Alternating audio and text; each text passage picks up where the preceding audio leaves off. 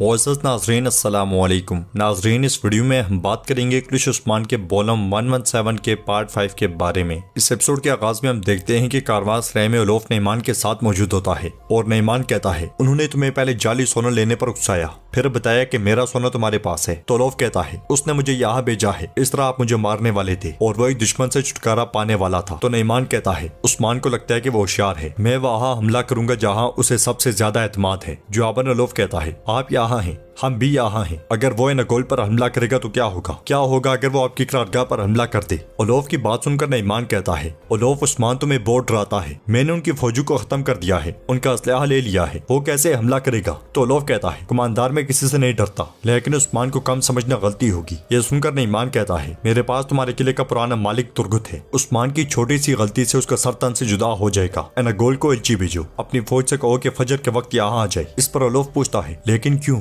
जवाबन नईमान कहता है हम अपने करारगाह के नौकरों समेत उस्मान के कबीले जाएंगे, फिर हम यानी शहर जाएंगे और तुर्कुत से मुंसलिक हर एक चीज को तबाह कर देंगे। मेरे खिलाफ बनाए गए मंसूबे की एक ही सजा है, कत्ले आम। ये सुनकर उलौफ और फ्रक बहुत खुश होते हैं और नईमान मजीद कहता है लेकिन हमसे पहले उस्मान के कबीले को तुर्कुत का सर जाएगा। इस पर उलौफ कहता है जबरदस्त कमांडर। नाज़रीन, इसके बाद हम देखते हैं कि उस्मान साहब बुरहान के साथ यानी शहर की बालाई मंजिल से नीचे आते हैं और बड़ी तेजी के साथ आगे बढ़कर खवातीन और सिपाहियों के सामने जा खड़े होते हैं। फिर कहते हैं सिपाहियों, खवातीन, ये जंग का दिन है, ये बहादुर बनने का दिन है, ये शहादत का दिन है। वो तादाद में बहुत ज्यादा है मगर हमारा दिल बड़ा है, हमारे पास ईमान है। अल्लाहु अकबर। ये कहते साथ ही उस्मान साहब तलवार बेनियाम करके हवा में लहरा देते हैं और उस्मान साहब की देखा देखी उनके तमाम जांबाज भी अल्लाहु अकबर, अल्लाह सबसे बड़ा है के नारे बुलंद करते हुए तलवारें लहरा देते हैं। सिपाहियों का खून गरमाने के बाद उस्मान साहब तलवार म्यान में डाल लेते हैं और खान की जानिब देखते हुए कहते हैं माशाल्लाह आप कमान हमारे पास है, मेरे बेटो हमारे जाने के बाद ये जगह आपकी अमानत है। तो खान कहता है जनाब अब ये हमारी अमानत है, हम अपनी जान से इसका दिफा करेंगे। इसके बाद अलाउद्दीन कहता है फातेह बनकर आए जनाब। ये सुनकर उस्मान साहब उनका शुक्रिया अदा करते हैं और आगे बढ़ते हुए कहते हैं जीते रहो। फिर बुरहान से कहते हैं बुरहान उस कुत्ते दान को मेरे पास लाओ। ये सुनते साथ ही बुरहान वहां से चला जाता है और उस्मान साहब आगे बढ़कर घोड़े पर सवार हो जाते हैं। इसलिए में उक्तम साहब, बेंगिया खातून और अलचक वहां पहुंचते हैं और उक्तम साहब वहां पहुंचते साथ ही उस्मान साहब को आवाज देते हैं। फिर घोड़े से उतरने के बाद सीने पर हाथ रखते हुए अदा बजा लाते हैं और कहते हैं मेरे सिपाही और घोड़ी यानी शहर के दरवाजे के पास इंतजार कर रहे हैं, अगर आप इजाजत दें तो मैं भी आना चाहूंगा उस्मान पे। इस पर उस्मान साहब कहते हैं हमारी तरफ आने की आपकी आखिरी बार थी उक्तम पे, अगर आप गलत इंतखाब करते तो मैं आपको दोबारा अपने पीछे आने ना देता। इस पर उक्तम साहब उनका शुक्रिया अदा करते हैं। इसलिए हमें बुरहान दान को लेकर वहां आता है और दान उस्मान साहब से कहता है उलौफ मेरा इंतकाम लेगा उस्मान और मैं तुम जैसे काफिर मुसलमानों से लड़ूंगा। ये सुनकर उस्मान साहब एकदम तलवार दान के गले पर तान लेते हैं और कहते हैं बकवास बंद करो, हमेशा काफिर हमसे लड़ते आए हैं, उन्होंने हमेशा हमें अपने मकसद से दूर रखना चाहा, लेकिन उन सब की तकदीर तयशुदा है, इसी तरह तुम सबका खात्मा होगा। ये कहकर उस्मान साहब घोड़े पर बैठे बैठे एक ही जबरदस्त वार से दान का सर दर्द से अलग कर देते हैं और इस तरह उलौफ को एक बड़ा नुकसान पहुंचता है। उस्मान साहब तलवार का रुख उसके सर की जानिब करके बुरहान से कहते हैं आप इसे उलौफ के पास भेज दो। जवाबन बुरहान उसका सर उठाते हुए कहता है मेरे सरदार जो आपका हुक्म।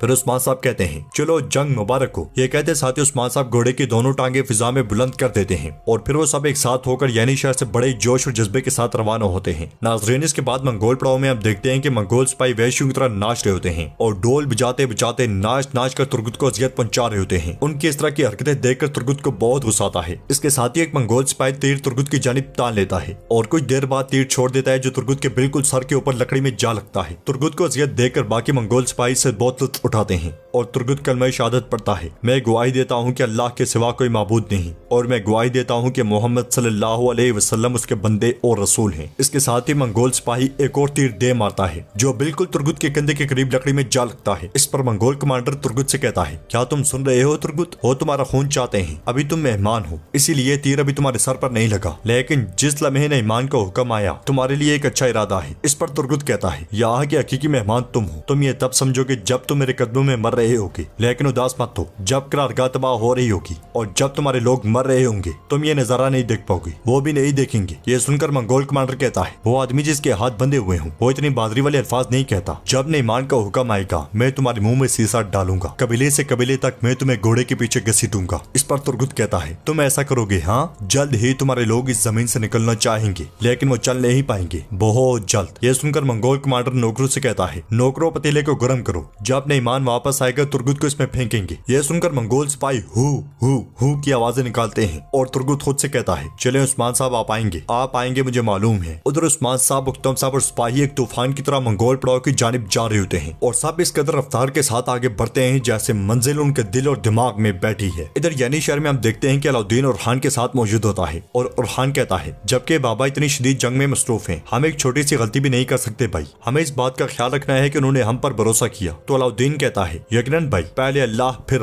हम दोनों ने ये वादा किया था। इसके साथ ही उरहान हाथ की ताकत को महसूस करता है और कहता है, मेरा बाजू सही से हरकत नहीं कर सकता, अगर इसने कभी हरकत नहीं की तो क्या होगा, मेरे अल्लाह इसे ठीक कर दे ताकि मैं अपने बाबा से किया गया वादा पूरा कर सकूं, ताकि मुल्क मजबूत हो, ताकि ये मजीद बढ़े। और खान को परेशान देखकर अलाउद्दीन उसके पास आता है और कहता है, और खान भाई, आपने जो कुछ कहा वो होगा, जरूर होगा, अल्लाह की मदद से आपका बाजू पहले से ज्यादा मजबूत होने वाला है। मैं आपका भाई हूँ, मैं आपको आपसे बेहतर जानता हूँ, मैं जानता हूँ कि आपको कितनी तकलीफ हो रही है। ये कहते साथ ही उरहान का बाजू थाम लेता है और कहता है, यहाँ तक कि अगर आप सबको मजबूत नजर आते हैं, मैं जानता हूँ कि आपको डर है कि आपका बाजू कभी अच्छे से काम नहीं करेगा, लेकिन जान लें कि आपका बाजू पहले से बेहतर होगा। अलाउद्दीन की बात सुनकर उरहान काफी खुश होता है और कहता है, मेरे बहादुर भाई, तुम्हारा भाई कभी पीछे नहीं हटेगा, मेरा ये बाजू पहले से बेहतर हो जाएगा और इसकी वजह बनने वालों को सजा देंगे। तो अलाउद्दीन कहता है, ऐसा ही होगा, लेकिन ऐसी बातें मत करें, कुमराल अब्दाल जल्द आएंगे, हम इस पर काम करेंगे। उधर नईमान भी अपने नौकरों के साथ घोड़ों पर सवार आगे बढ़ रहा होता है, जबकि इधर मंगोल पड़ाव में बिल्कुल सन्नाटा छाया होता है और नौकर पैरा दे रहे होते हैं। इसलिए में बुरहान हाथ में तीर कमान लिए मोहतात अंदाज में आगे बढ़ता है। दूसरी तरफ से आयकुत भी सामने आता है और वो दोनों मंगोल सिपाहियों की तैनाती का अंदाजा लगाते हैं। इसके साथ ही बुरहान और आयकुत एक साथ तीर छोड़ देते हैं, जो दोनों मंगोल सिपाहियों को जहन्नुम हासिल कर देते हैं। रास्ता साफ होने के बाद उस्मान साहब कोतान के साथ सामने आते हैं, जबकि इसके साथ ही उस्मान साहब के जांबाज पुलनुमा तख्ता लेकर वहां पहुंचते हैं और फिर वो सब मोहतात अंदाज में आगे बढ़ना शुरू होते हैं। इसलिए में दो मंगोल सिपाही वहां पहुंचते हैं, मगर इससे पहले कि वो कुछ समझते, बुरहान और आयकुत तीर मारकर उन्हें भी जहन्नुम हासिल कर देते हैं। उस्मान साहब की क़यादत में वो सब बड़े मोहतात अंदाज में आगे बढ़ते बढ़ते खाई तक पहुंच जाते हैं और आसपास का मुआयना करने के बाद उस्मान साहब कहते हैं, चलो सिपाहियों जल्दी करो, वक्त कम है। इसके बाद वो सब रस्सियों की मदद से पुल लगा देते हैं। पुल लगते साथ ही एक मंगोल सिपाही वहां पहुंच जाता है और जब वो ये मंजर देखता है तो एकदम से बाजा बजाने की कोशिश करता है, मगर बाजा भी उसके मुंह में ही होता है कि बजने से पहले ही बुरहान उसे तीर मारकर अब्दी नींद सुला देता है। सिपाहियों के बाद घोड़े भी पुल से पार आ जाते हैं। इसी लम्हे जख्मी मंगोल सिपाही बाजा बजाने की एक मरतबा फिर कोशिश करता है, मगर इस बार उस्मान साहब का मारा गया तीर उसकी गर्दन से आर